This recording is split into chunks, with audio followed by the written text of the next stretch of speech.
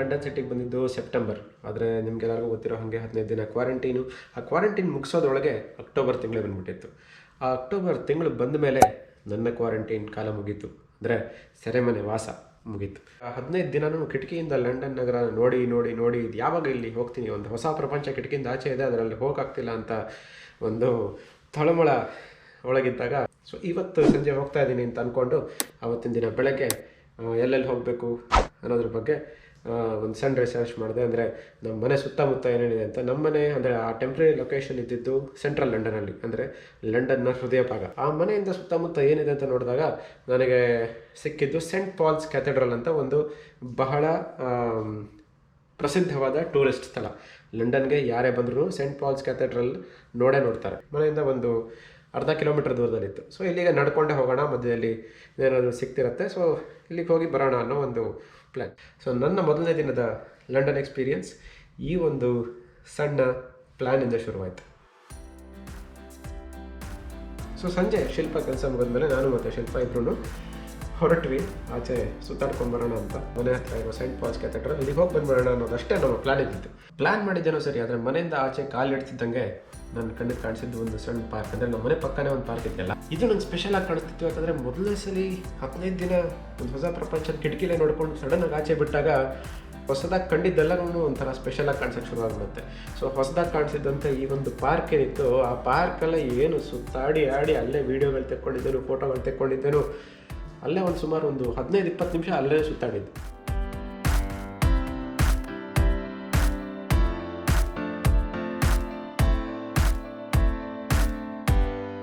ಆಮೇಲೆ ಯಾವಾಗಲೂ ನನಗೆ ರಿಯಲೈಸ್ ಆಯಿತು, ಇಲ್ಲಿ ನಾನು ಬಂದಿದ್ದು ಸೆಂಟ್ ಪಾಲ್ಸ್ ಕ್ಯಾಥೆಡ್ರಲ್ ನೋಡೋಕ್ಕಲ್ವ, ಅಲ್ಲಿಗೆ ಹೋಗೋಣ ಅಂತ ಅಲ್ಲಿಂದ ಹೊರಟ್ವಿ.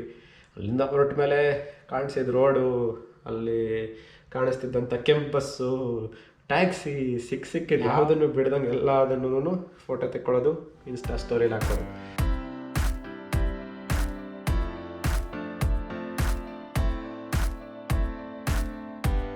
ಸೊ ಹೀಗೆ ನಾವು ಫೋಟೋಗಳನ್ನು ಅಪ್ಲೋಡ್ ಮಾಡ್ತಾ ಮಾಡ್ತಾ ನಡ್ಕೊಂಡು ಬರೋ ಅಷ್ಟೊತ್ತಿಗೆ ನಮಗೆ ಸೆಂಟ್ ಪಾಲ್ಸ್ ಕ್ಯಾಥೆಡ್ರಲ್ ಕಾಣಿಸ್ತು.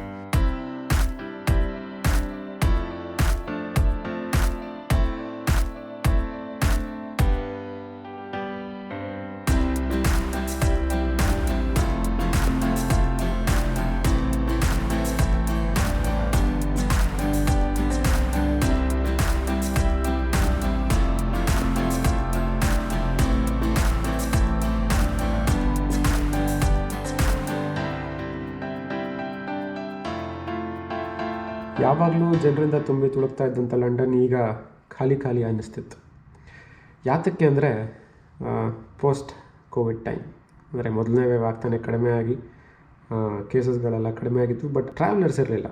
ಟೂರಿಸ್ಟ್ಸ್ ಇಲ್ಲದೆ ಹೋದರೆ ರೋಡಲ್ಲಾದರೂ ಸ್ವಲ್ಪ ಜನ ಇರ್ತಾರೆ, ಆದರೆ ಇಂಥ ಟೂರಿಸ್ಟ್ ಪ್ರದೇಶಗಳಲ್ಲಿ ಯಾರೂ ಕಾಣಿಸೋದೇ ಇಲ್ಲ. ಸೊ ನಮ್ಗೆ ಯಾವ್ದು ಫ್ರಂಟ್ ಗೇಟು, ಯಾವ್ದು ಬ್ಯಾಕ್ ಗೇಟು ಯಾವುದೂ ಗೊತ್ತಾಗದೆ ಯಾವ ಗೇಟ್ ಇತ್ತು ಅಲ್ಲಿಂದನೇ ಎಂಟ್ರಿ ತೊಗೊಂಡು ಯಾರು ಹೇಳೋರಿಲ್ಲ ಕೇಳೋರಿಲ್ಲ, ಹಾಗೆ ನಮ್ಮ ಪಾಡಿಗೆ ಅದನ್ನು ನೋಡ್ತಾ ಬಂದ್ವಿ. ಅದರ ಒಳಗಡೆ ಅಂತೂ ಹೋಗೋಕ್ಕಾಗಲಿಲ್ಲ, ಯಾಕಂದರೆ ಕೋವಿಡ್ ಟೈಮ್ ಆಗಿರೋದ್ರಿಂದ ಕೆಲವು ರೆಸ್ಟ್ರಿಕ್ಷನ್ಸ್ಗಳಿದ್ವು. ಸೊ ನಾವು ಬರೀ ಆಚೆಯಿಂದನೇ ಇಡೀ ಒಂದು ಸ್ಟ್ರಕ್ಚರ್, ಅಂದರೆ ಭವ್ಯವಾದ ಸ್ಟ್ರಕ್ಚರ್ನ ಎಂಜಾಯ್ ಮಾಡಿದ್ವಿ. ಅದರ ಸುತ್ತ ಒಂದು ದೊಡ್ಡ ಗಾರ್ಡನ್ ಕೂಡ ಇತ್ತು, ಅಲ್ಲೂ ಎಲ್ಲ ಸುತ್ತಾಡಿ ಬಹಳಷ್ಟು ಸಮಯನ ಅಲ್ಲಿ ಕಳೆದ್ವಿ.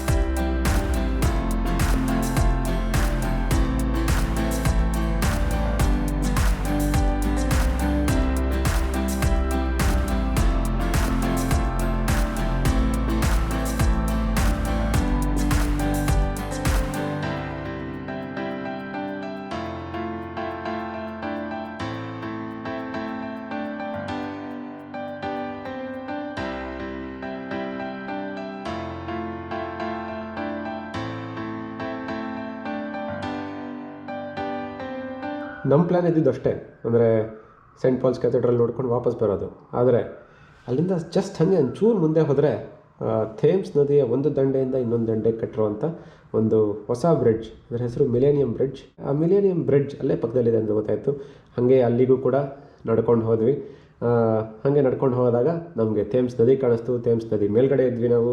ಥೇಮ್ಸ್ ನದಿ ಆ ಕಡೆ ದಂಡೆ ಈ ಕಡೆ ದಂಡೆ ಎಲ್ಲ ಕಾಣಿಸ್ತಿತ್ತು. ಥೇಮ್ಸ್ ನದಿಯ ಉದ್ದಗಲೂ ಕಾಣಿಸ್ತಿತ್ತು.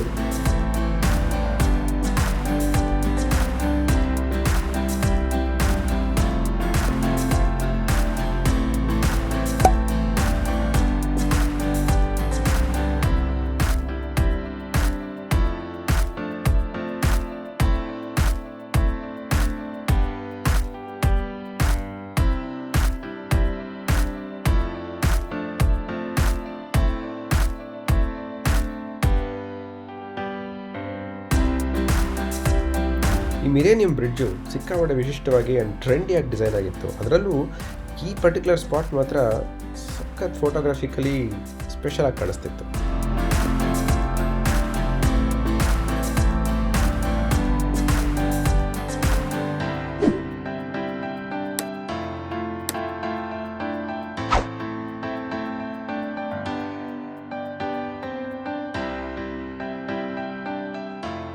ಸುತ್ತಲೂ ನೋಡಿದ್ರೆ ಸಿಕ್ಕಾಪಟ್ಟೆ ಬ್ರಿಡ್ಜ್ಗಳಿದ್ವು. ಸೊ ನಾವು ಅಲ್ಲೇ ನಿಲ್ಲಬೇಕು ಅಂತ ಅನ್ನಿಸ್ಲಿಲ್ಲ. ಬಿಕಾಸ್ ಇನ್ನೂ ಚೆನ್ನಾಗಿದೆ ಲಂಡನ್, ಇನ್ನೂ ಎಕ್ಸ್ಪ್ಲೋರ್ ಮಾಡೋಣ, ಇನ್ನೂ ನಡ್ಕೊಂಡು ಹೋಗೋಣ ಅಂತ ಸಂಜೆ ಆದರೂ ಕೂಡ ಆಲ್ರೆಡಿ ಒಂದು 4 ಗಂಟೆ ಆಗಿಬಿಟ್ಟಿತ್ತು. ಆದರೂ ನಾವು ನಡ್ಕೊಂಡು ಹೋಗ್ತಾನೆ ಇದ್ವಿ. ಬರೀ ಸೆಂಟ್ ಪಾಲ್ಸ್ ಕ್ಯಾಥೆಡ್ರಲ್ ನೋಡೋಣ ಅಂತ ಆಚೆ ಬಂದಿದ್ದು. ಹೀಗೆ ನಾವು ನಮ್ಮ ಪ್ಲ್ಯಾನ್ನ ಎಕ್ಸ್ಟೆಂಡ್ ಮಾಡ್ಕೊಂಡು ನಡ್ಕೊಂಡು ಹೋಗ್ತಾನೆ ಇದ್ವಿ. ಅಲ್ಲಿಂದ ಮುಂದೆ ಹೋಗ್ತಿದ್ದಂಗೆ ನಮಗೆ ಒಂದು ದಂಡೆಯಿಂದ ಇನ್ನೊಂದು ದಂಡೆಗೆ ಹೋಗಿದ ತಕ್ಷಣ ಸೌತ್ ಸೈಡ್ಗೆ ಹೋದ್ವಿ ನಾವು, ಥೇಮ್ಸ್ ನದಿಯ ದಕ್ಷಿಣ ಭಾಗಕ್ಕೆ.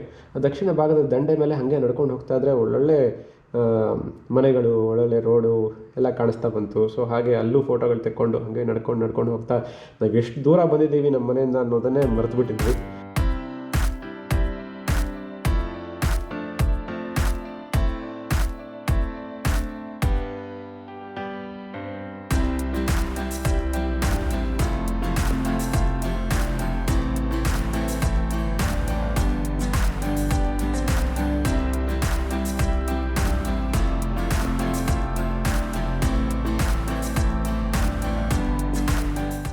ಅಲ್ಲಿಂದ ಇನ್ನೂ ಸ್ವಲ್ಪ ದೂರ ನಡ್ಕೊಂಡು ಹೋದ್ಮೇಲೆ ನಮಗೆ ಟವರ್ ಬ್ರಿಡ್ಜ್ ಕೂಡ ಕಾಣಿಸೋಕ್ಕೆ ಶುರುವಾಯಿತು. ಟವರ್ ಬ್ರಿಡ್ಜ್ ಅಂದರೆ ಈ ನಮ್ಮ popularly called as London bridge, ಆ ಒಂದು ಬ್ರಿಡ್ಜ್. ಸೊ ಅಲ್ಲಿವರೆಗೂ ಹೋಗ್ಬೇಡ ಅಂತ, ಅಷ್ಟು ದೂರದಲ್ಲಿದೆ, ಹೆಂಗೆ ನಡೆಯೋದು ಅಂತ ಅನ್ಕೋತಿದ್ವಿ. ಬಟ್ ಎನಿವೇ ಇಲ್ಲಿವರೆಗೂ ಬಂದಿದ್ದೀವಿ, ಇನ್ನೂ ಮುಂದೆ ನಡ್ಕೊಂಡು ಹೋಗ್ಬೇಡ ಅಂತ ಅಲ್ಲಿವರೆಗೂ ನಡ್ಕೊಂಡೇ ಹೋಗಿ ಟವರ್ ಬ್ರಿಡ್ಜ್ ಹತ್ರ ಕೂಡ ಬಂದ್ಬಿಟ್ಟು. ಈ ಕೋಟೆ ಹೆಸರು ಟವರ್ ಆಫ್ ಲಂಡನ್ ಅಂತ. ಈ ಟವರ್ ಆಫ್ ಲಂಡನ್ ಪಕ್ಕದಲ್ಲೇ ಟವರ್ ಬ್ರಿಡ್ಜ್ ಇರೋದು.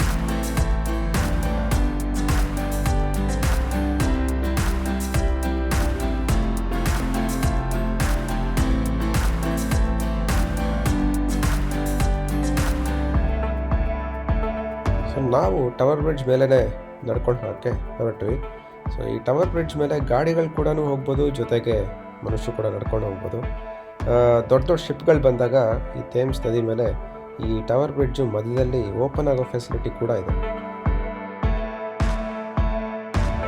ಆ ಬ್ರಿಡ್ಜಿಂದ ಕಾಣಿಸೋ ವ್ಯೂ ನೋಡ್ತಾ ಇದ್ದರೆ ವಾವ್, ಸಖತ್ತಾಯಿತು.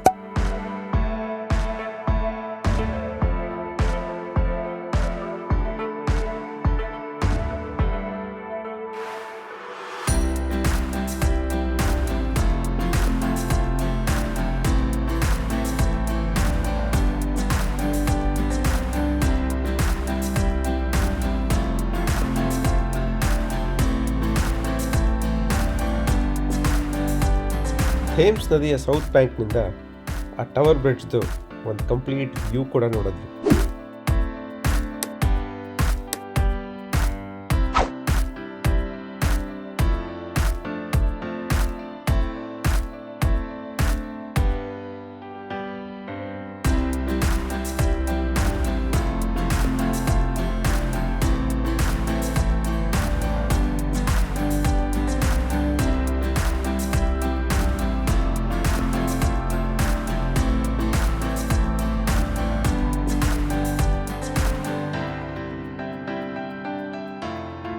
ಟವರ್ ಬ್ರಿಡ್ಜ್ ಮೂಲಕ ಕೂಡ ಥೇಮ್ಸ್ ನದಿನ ದಾಟಿ ಮತ್ತೆ ಅದರ ಇನ್ನೊಂದು ದಂಡೆಗೆ ಬಂದು ಅಲ್ಲಿಂದ ಒಂದು ವ್ಯೂ ಕೂಡ ನೋಡಿ ಆ ದಿನಾನೇ ಹೆಂಗೆ ಕಳೆದೋಯ್ತು ಅಂದರೆ ಫುಲ್ ಕತ್ಲೆ ಆಗಿಬಿಟ್ಟಿತ್ತು.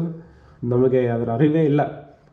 ಕತ್ಲೆ ಆಗಿ ಒಂದು ರೇಂಜಿಗೆ ಅಯ್ಯೋ ಏನಪ್ಪ ಇದು ಮೊದಲನೇ ದಿನ ಇಷ್ಟು ದೂರ ನಡ್ಕೊಂಡ್ಬಂದ್ಬಿಟ್ಟಿದ್ದೀವಿ, ಮನೆಯಿಂದ ವಾಪಸ್ ಹೋಗಬೇಕಲ್ಲ ಅಂತ ಮತ್ತೆ ಗೂಗಲ್ ಮ್ಯಾಪ್ಸ್ ಎಲ್ಲ ಆನ್ ಮಾಡ್ಕೊಂಡು ಎಲ್ಲಿ ಬಂದಿದ್ದೀವಿ ಅಂತ ಹುಡುಕಿ, ನಮ್ಮ ಮನೆ ಎಲ್ಲಿದೆ ಅಂತ ಹುಡುಕಿ, ಅಲ್ಲಿಂದ ಮತ್ತೆ ಹೆಂಗೆ ನಡ್ಕೊಂಡು ಹೋಗೋದು ಅಥವಾ ಬಸ್ಸಲ್ಲಿ ಹೋಗ್ಬೇಕಾ, ಟ್ಯಾಕ್ಸಿಲಿ ಹೋಗ್ಬೇಕಾ, ಟ್ರೈನಲ್ಲಿ ಹೋಗ್ಬೇಕಾ ಅಂತೆಲ್ಲ ಡಿಸೈಡ್ ಮಾಡಿ ಕೊನೆಗೆ ಯಾವುದೂ ಸರಿ ಇಲ್ಲ, ಮತ್ತೆ ನಡ್ಕೊಂಡು ಹೋಗೋಣ, ಒಂದು ನೈಟ್ ವ್ಯೂ ಕೂಡ ಸಿಗುತ್ತೆ ಅಂತ ಡಿಸೈಡ್ ಮಾಡಿ ಮತ್ತು ಕತ್ಲಲ್ಲೇ ನಡ್ಕೊಂಬಂದ್ವಿ. ಸೊ ಹೀಗೆ ಪ್ರಾಬ್ಲಿ ನಾವು ಫಸ್ಟ್ ಡೇನೇ ಆಚೆ ಬಿಟ್ಟಿದ ತಕ್ಷಣ ಬರೀ ಒಂದು ಸೆಂಟ್ ಪಾಲ್ಸ್ ಕ್ಯಾಥೆಡ್ರಲ್ ನೋಡ್ಕೊಂಡ್ಬಿಡೋಣ, ಒಂದು ಅರ್ಧ ಕಿಲೋಮೀಟ್ರ್ ಹೋಗೋಕ್ಕೆ, ಅರ್ಧ ಕಿಲೋಮೀಟ್ರ್ ಬರೋಕ್ಕೆ, 1 ಕಿಲೋಮೀಟ್ರ್ ಅಷ್ಟೇ ಟೋಟಲ್ ನಡೆಯೋದು ಅಂತ ಅಂದ್ಕೊಂಡಿದ್ದು ನಾವು ಅವತ್ತು ಸುಮಾರು ಒಂದು 10 ಕಿಲೋಮೀಟ್ರ್ ನಡೆದ್ಬಿಟ್ವಿ.